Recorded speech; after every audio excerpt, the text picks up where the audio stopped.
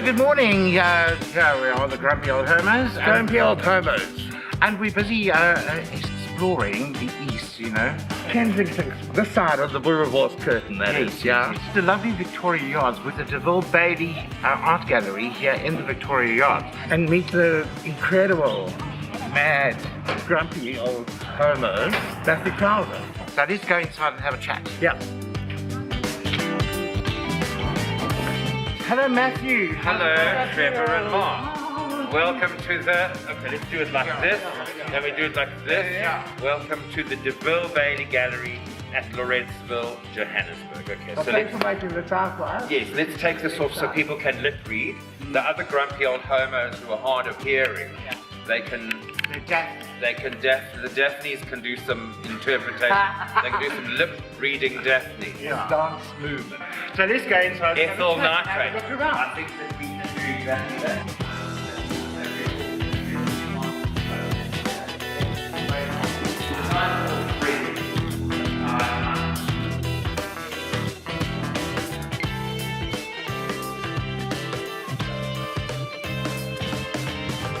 And how is the industry coping during this time? I mean, has trade continued because it's done? Well, there you go. I mean, what a good question.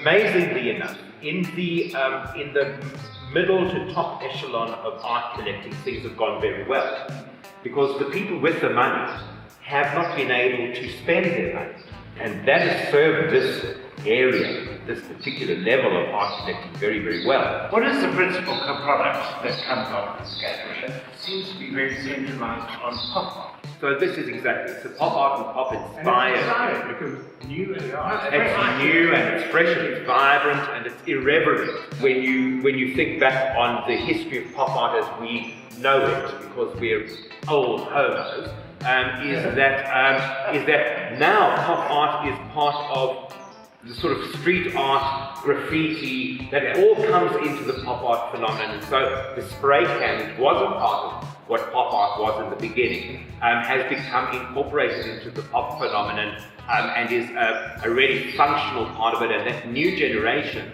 of spray can artists and street artists have just completely taken over pop art. I remember I was living with Robert Whitehead. It was an incredible cartoon kind of drawing thing of you and Robert Coleman and Robert Whitehead in the maze. Yes, of course. And you've got that's where you kind of... So that's where I come from, exactly. I mean, yes, the Market Theatre is where, but I think that everyone cut their teeth at the Market Theatre because when we all had teeth, then that was one of the places to go cut. That generation that came before us, which was Robert and Vanessa and Janice Honeyman, and all of those people were the kind of role models. We followed everything that they did. We loved them, we wanted to be like them, but we also wanted to not be them. The amazing thing for me was that once I graduated, or once I became an actor, working with Janice and Robert and Vanessa and all those people, I was kind of like working with the role models that I'd set up for myself as a youngster. Jean Genet was the beginning point of like that was when I broke my virginity. Language, theatre, meaning with everything. Once I finished reading the first novel I read by Genet, my life was not the same. He changed my entire existence. We are no longer we used to be ceremonial objects. Old homos were brought out for marches and rallies and clubs, for club openings, Granny Lee and all of those people. God, you know. In my army uniform, we used to go to, what was that bar? The Skyline. The Skyline. And then go to check out Granny to see what curtains she had cut up. Amazing thing about Granny Lee was that Granny Lee was kind of, in the beginning, bigger on the heterosexual clubs. Bernard J, who brought Divine out. We have a street, excuse me, should be named after Bernard J, for having brought that to us. I saw Divine at a club in Durban. Same thing, because they did Divine it in Africa. Yeah, and then he did the tour. And then I met him there. And he was out of drag. I said, fuck, is this him? You know? And then when I was in the army, she came and she was at Zips. And I met him. I think I was there on that one night. I went with Andrew Worsdale, who went to interview him. for a student magazine. Jungle Jezebel. In fact, the clubs opened on a Saturday afternoon. Big Dora queens would arrive in those bars and those discos and start potting. So in the afternoons you could sneak in and the people would say like, come in, you know what I mean? And stuff you with a bit of liquor. You'd get a boyfriend, get £5 and you could get the transport back and a hamburger and a brandy and coke, and you could come back at 11, 12 o'clock at night. They'd let you in again, there were hatches, and they'd look and they'd go, okay, come in. And that's when the big Dora queens were like slap bang on the floor. And they needed the young boys. Steal their money. Yeah, you could steal them blind. And then the last train would be at 11, 12, whatever, and go home on Sunday. All with that £5. And that was all I wanted. In fact, if somebody would have said to me, we're going to put you in the best boutique in Hillbrow, slap you on a couch, and you can stay there till the day you die, playing 4-track cassettes and cruising the people who came in to buy bell bottles, I would have said, For sure. I've arrived. Are you sure that's meant for me? And You should actually be lying. Yeah, no, totally. I mean, that's all you wanted was the boutique life. So coming here, you know, and then getting involved in theatre, because that was the bar, you know, that was Andrew's bar. No, that was the bar that was set. And so the Market Theatre was the alternative. So once I slowly started to look, I guess, people who were then, you know, you started to look at it, and people like Robert, as I've said, and Vanessa, they started landing at a darling magazine. Yeah. Here's a gorgeous guy, his name's Robert Whitehead. What does he do? He's a theatre actor. Oh, thespian. I wonder what that's like. And I suppose my mother had taken us to see all the plays at PACT. My mother was a culture vulture. By the time I was 14, 15, 16, I knew the plot of every classical ballet, most of every of the canon of the main operas, most of the classical dramas, and most of the modern dramas, because my mother schlepped me along. She schlepped us, but dragged us. Exactly, and I didn't even know I had that knowledge, because I was sitting with the opera glasses looking at the lawn and stuff. Well, Matthew, it's been absolutely wonderful to visit with you and just recapping some of our youth. I think that's amazing. I'm sorry, I thought this was the 12-part thing. I'm just getting started. From here, we're going off to this new development called Coronaville. Top of Queen Street, and we're going to go see what's happening in Kensington.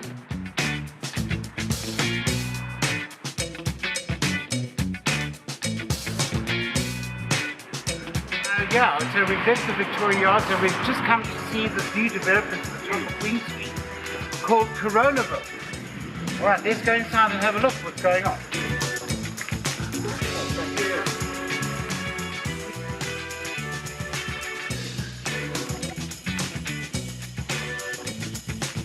We're here to introduce you to African Braai Kitchen and Garden. Coronaville. And Coronaville, to give Rich a story. And he can tell us exactly what he's been doing over the period of the lockdown and how he's transformed not only his own restaurant, but the people around it. What's transpired since then with all the new rules and regulations? Yeah. Well, they took alcohol away. So it was the packages that were actually working. They were the lifeblood of the business since we reopened. So we were delivering alcohol, which was making up about 60% of our sales. With all the criticism that's going on and everything else, I'm in agreement with the decision. Our hospitals and our doctors need our support right now. Absolutely. I mean, even private hospitals like North Park are turning people away because there's just so much carnage. Yeah. And of course, they do not. I don't think the government has done enough actually to prepare us for this. Look, it's rough, eh? I mean, and I'm a pretty optimistic guy, you know, in my nature. Yes, I get down and then I go to bed and I think about things and then I put a smile on and go work. Yeah. So you took another cart restaurant, right? Yes. And you turned it into... Okay, yes. Yeah, we took another cart restaurant with lots of waiters, barmen, runners, helpers, doormen, bouncers, etc. And streamlined it onto 3 different shifts with our team. So we holding less staff on team, less possibility of infection. Look, at the end of the day, we don't want anybody to get sick. that's the main thing. And especially now with hospital capacity, our concern is for our clients and our staff. But the response has been amazing. You know, the people that have come and eaten, they're coming back to us. Yeah. We divided it into smaller hubs and different revenue centres, and really put this responsibility on the staff member to empower themselves in the work. Yeah. Look, it's petrifying because, you know, the community is living in fear. Fear of their finances, but also fear for their health. And I read a report the other day, it's the first time South Africans are safe. What I find it amazing is, you know, the people that I haven't spoken to for 10 years have come into my life again, and I've gone back into theirs. It's that I'm appreciating at the moment. Really to reconnect with people in Australia and London from my student days, and it's cool. But also, I mean, before we started Grumpy Homo, we were like in this depression, and 24 hours a day, all we did was watch TV and watch YouTube, and it was just like, just getting so depressed. You just bombard. I'm now trying not to do that, and it's actually quite liberating because you're finding time to connect with people again. You know, for me, the biggest word that's come out of all of this is community. It's really, you know, everything used to be, oh, let's collaborate. Yes. And now it's community, and I think that's it's shifted from collaboration. My main message to myself and my team is to celebrate our diversity. You know, unfortunately, government and funding and all that kind of stuff has isolated community. Now's the time to embrace diversity, because it's our diversity that gives us strength. Because what we're being told is to separate. But what we automatically isolate, what we automatically doing is coming together as people. Have you also noticed it? The coming together. Yes, the online coming people together. coming out of the woodwork, like you can't understand. There's like people I haven't spoken to for like 20 years. Literally, students in Hi darling, how are you doing? Are you surviving? Do you need anything? You don't speak The point is that it's brought a lot of people together, people that you don't suspect that are going to hook up. And that's been the power of social media platforms. Do you can have seats at we're doing seating and takeaway delivery. Our main push is for takeaway and watch, so that as we go. And you deliver? Yes, we deliver. So we run our own delivery troop. Where does one find the menus to order? Look, the easiest one is I Love My Good Jersey. Facebook. There's telephone numbers everywhere. There's menus everywhere. Well, Richard, we wish you lots of love and a lot of good vibes for the future, for the continued work that you do with your community here in Kensington, and the commitment that you give towards the staff and your team. I think that's the most amazing thing. Really great food, I must say.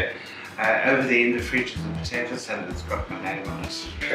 We love you. Thank you so much. Don't forget our Facebook page, Grumpy page. Like, and YouTube. Subscribe, bottom right. You can win YouTube. You can win a homo. win a homo. Wow. Well, you can have him. No, we take it.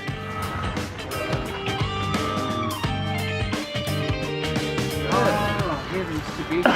Come around this Wow. Oh, yeah. This goes. Would you like a knife? I suspect you might need one. Wow, what a feast, eh? So this is what people get. Yeah. So tell us about this. What is this, like a menu item? Is this like a platter for three? This is a meat platter for 4. Yeah. And it contains boerewors and chuck briskets, chicken wings, boerewors, chuck brisket, and ribs. Fantastic. So it's the big 5 on a platter for 4. Oh look, there's Matthew. Yeah, look at this. What do we call this? Is it gombolo? Yeah, 60 years in Africa. Wow. And my first, they say, where did you have your first Campari? They're going to, yes, of course. They're going to say, where did you have your first gombo? And I'm going to say, at the African Bride. It's divine. It's lovely and sweet. I feel like I've come home. There you go. I've been away and I've come home.